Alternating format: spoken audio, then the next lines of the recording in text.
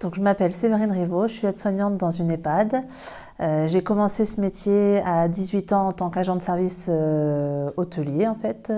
Donc faire du ménage, des petits déjeuners et tout, dans un remplacement dans une maison de retraite. J'ai adoré en fait m'occuper des résidents, c'est vraiment leur apporter du sourire, les égayer le matin, faire les toilettes certes, mais pour autant il y a tout le côté aussi social à côté où moi j'aime bien dire une petite bêtise et puis on fait rire en même temps. Enfin, c'est vraiment c'est familial aussi. Enfin, c'est voilà, c'est un métier de cœur après. Enfin, c'est vraiment un métier de cœur voilà, que je fais.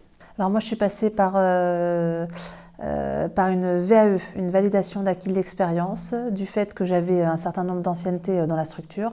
On m'a lancée sur la VAE et une fois que donc j'étais lancée dessus, j'ai validé un certain nombre de modules. Ceux que je n'avais pas, je suis retournée les faire sur l'école et après j'ai réussi à tout valider sans problème et après je suis revenue diplômée à mon travail en fait, en diplôme d'aide-soignante. Les qualités que je pense nécessaires pour devenir aide-soignante, il faut être patient. Parce que nos résidents, les résidents, comme si c'est sur l'hôpital, les personnes, c'est des êtres humains, ce n'est pas des objets, donc c'est vraiment, faut être patient envers eux, à l'écoute, attentif, dans la bienveillance, et en qualité, je dirais qu'il ne faut pas oublier non plus le sourire. C'est important, c'est dans la bienveillance. Parce qu'on arrive, des fois ils peuvent être tristes parce qu'ils sont tout seuls ici, ils ne voient pas forcément leur famille et tout ça. On ne remplace pas la famille, mais pour autant, on leur apporte de la gaieté, de la joie, on fait en sorte que ça se passe bien le séjour pour eux ici avec nous. Enfin voilà. Et dans maison de retraite, on les emmène jusqu'au bout. On les accompagne jusqu'au bout, jusqu'à la fin de vie. Donc on fait en sorte que tout se passe bien jusqu'au bout.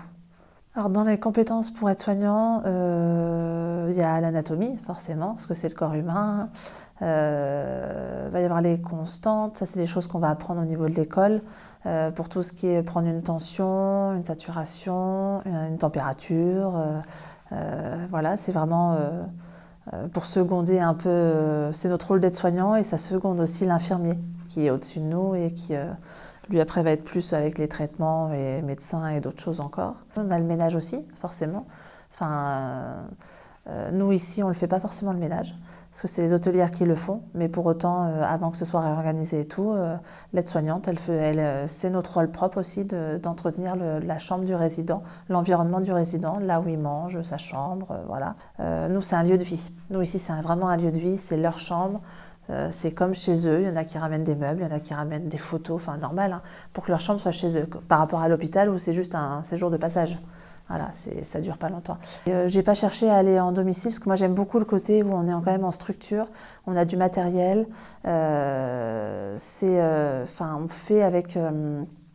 par rapport au domicile où il va falloir plus s'adapter, c'est beaucoup d'adaptation en domicile avec le matériel des propres résidents qu'ils ont ou qu'ils n'ont pas. Voilà. Nous ici, on sait qu'on a forcément le matériel adapté, on a une ergo qui intervient aussi, donc qui nous emmène des chaises de douche, des lève-personnes, des verticalisateurs pour les lever, voilà, différents matériels qu'on va avoir en structure.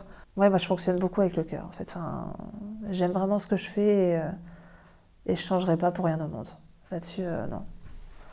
J'ai trouvé ma voie. Ça a été une vocation. J'ai trouvé ma voie. Voilà. Donc pour le moment, je suis très bien avec les personnes âgées. Voilà.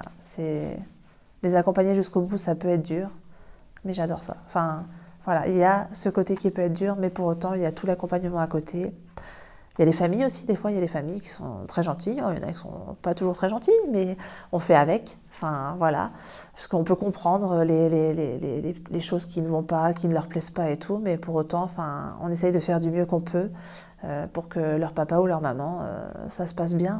C'est vraiment ce côté-là où qu'ils se sentent bien et voilà. Et après, c'est le partage. C'est le partage, c'est parler avec les personnes, même ceux qui ne parlent pas, on détaille tout ce qu'on fait, on essaye, voilà, des fois, il y a des personnes qui ne parlent pas, mais à qui on arrive à décrocher des sourires. Et quand on arrive à décrocher un petit rictus, un petit sourire, un petit quelque chose, on est content.